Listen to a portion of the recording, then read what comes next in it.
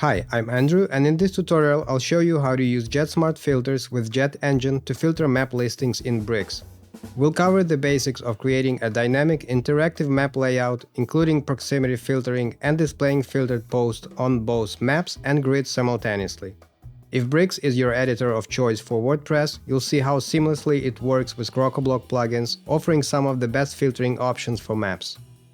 If you enjoyed this video, don't forget to like, leave a comment and subscribe for more Crocoblock tutorials.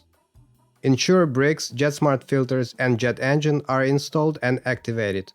In Bricks, enable the necessary pages, listings and custom post types for editing.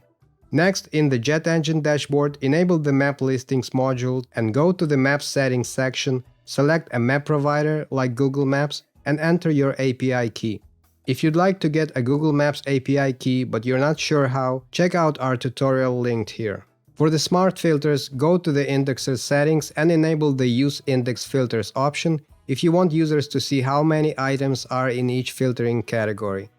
Also, make sure to specify the post types to index.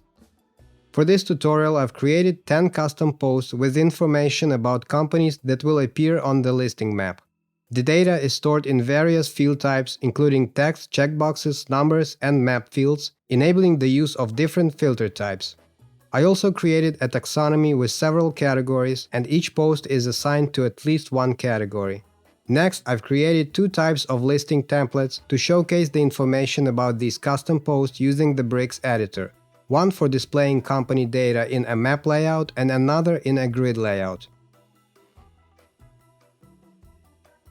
If you'd like to learn more about building listings in Bricks, check out our earlier video on this channel dedicated entirely to this topic. Let's go over the filters I've created, because when you start adding filter elements in the Bricks editor for display on the front end, you'll need to connect them to the filters you've set up in the JetSmartFilters dashboard. First, I made a search filter which allows searching across multiple content types in a single filter. For example, I included fields with company's description, products and services they offer, title and year of foundation. Next, I created a range filter with a slider to fine-tune searches by user ratings. Instead of defining the minimum and maximum values manually, I chose the Get from Post Meta by Query Variable Key option. This way, from the start, the filter dynamically displays the minimum and maximum values found in the specified meta field, the one that is defined later in the query variable field. I created 3 checkbox filters for searching companies by the states where they operate, the services they provide, and the solar panels they install. One of these filters is based on a taxonomy, while the other 2 are based on post-meta fields, which, as you'll see, makes no difference for filtering on the front end. The services filter uses the intersection operator to show only results that match all options selected from this filter, while the other 2 use the union operator to display results matching any of the chosen options. Lastly, I added 2 location-based filters, one for distance, where users can input an address and find nearby listings, and one for geolocation, which shows nearby posts based on the user location. Remember to return to SmartFilters dashboard and click the Apply Indexer button after creating any new filters that you plan to use with the indexer functionality. Let's open the page I've created with the Bricks editor, which includes several layout elements with some stylization applied. The top left container will hold the filters, the top right will display active filter labels with the map listing below them, and the bottom container will feature a listing grid styled as a slider to showcase additional details about the filtered listings. To begin, I'll add a map listing element. In the Elements General Settings panel, I'll select the map layout listing I created earlier by typing its name into the input field. Then I'll specify the meta field containing the address data from the post so the listings appear in the correct location on the map. If the listings don't appear immediately, saving and reloading the page should fix it. As with other Bricks elements, the map listing element has settings organized in the Content and Style sections. The first section is essentially for configuring what needs to be displayed, connecting to the desired listings, determining how many should be shown, defining the types of markers and pop-ups, specifying whether the map listing uses a custom query, and choosing what happens if there are no listings to display. The style settings allow you to control the design and various elements on the map and apply custom filters and CSS transformations to the element. If you'd like to learn more about setting up a map listing in Bricks, you can check out one of our previous videos on that topic. For now, I'll leave everything at its default settings, except for increasing the maximum number of listings on the map and adjusting the maximum zoom level to prevent the map from zooming unnecessarily close when clicking on the marker. To demonstrate one of the JetSmartFilters features, dynamically filtering posts in multiple types of listings, I'll add a listing grid element to the bottom container, selecting the listing I created earlier for this exact purpose of displaying in this grid, and modify the grid's layout as a slider to ensure its content is visible on the screen without needing to scroll down from the map. By the way, there's a video on our channel dedicated to the listing grid element in Bricks, so feel free to check it out for more details. Now let's add the filter elements to the left side container, following the same order in which we created them on the back end. Type search filter into the element search bar, then drag and drop the element icon to the desired location. In the Content tab, under General Settings, you first need to specify which filter to connect to this element. This is done through the Search Filter dropdown, which automatically lists filters compatible with this element. For example, in this case, I only have one compatible search filter available.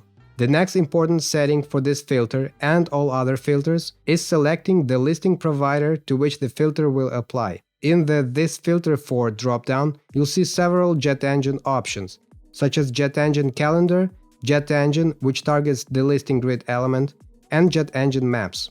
We'll select JetEngine Maps as the primary listing provider. This ensures the filter automatically searches for listings within this provider on the current page.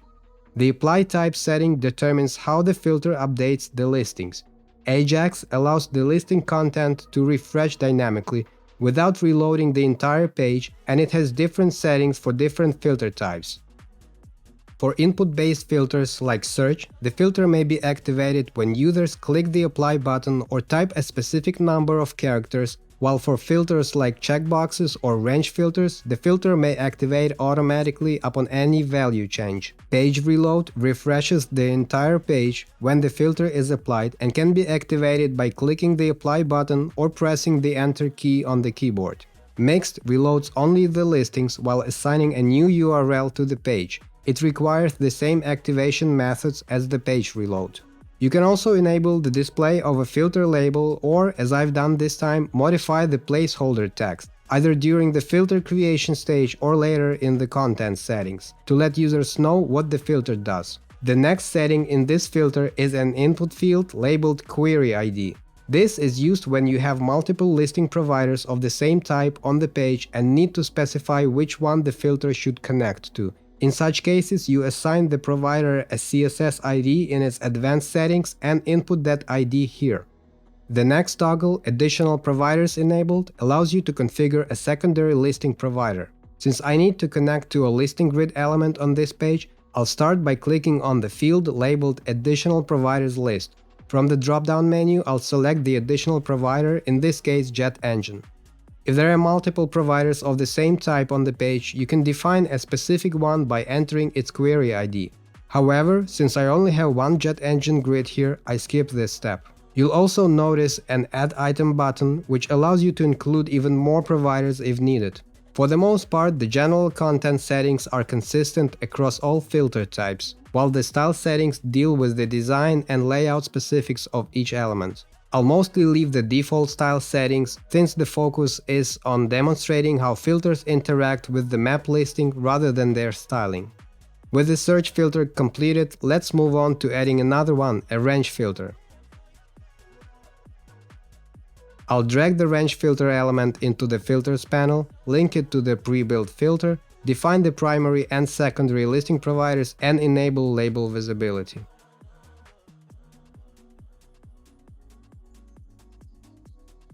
As for styling, I won't make any adjustments except for one. In the layout settings, scroll down to the flex section and set Align Self to Stretch. This ensures the slider element expands to the full width allowed by its container. The next two filters I plan to add are the Location and Distance filter and the User Location filter. Both these location-based filters require creating and integrating a custom query with GeoSearch settings enabled. To do this, open the JetEngine Query Builder in a separate window and create a new query. Start by defining a name for the query and selecting the query type, which in this case is Posts. Next, scroll down to the General tab and select the post type you're working with. Under the pagination section, specify the number of posts to display per page. If you want to show all posts, set this value to -1 to remove any limits. Now navigate to the GeoSearch page. Here you'll define an initial point on the map and a radius around that point. When the map listing first loads, only listings within that radius will be visible and researchable. This radius remains active unless it's updated dynamically through one of the location filter elements. This is just one of many possible implementations of custom queries for listings. You can explore our channel for a dedicated playlist on JetEngine's Query Builder. In one of our previous videos, I also demonstrated how to combine GeoSearch with other queries to display listings that share similar characteristics with the post where they appear and are located nearby. Now go to the page editor and click on the map listing element.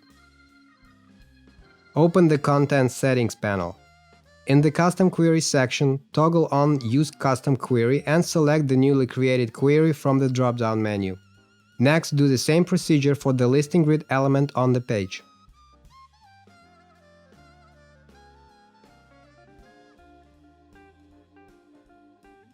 Now we can insert filters that will dynamically filter listings based on their location on the map. First, add a location and distance filter element. As usual, select the previously created filter by its name, choose JetEngine Maps as the primary listing provider, and set the event type for filtering.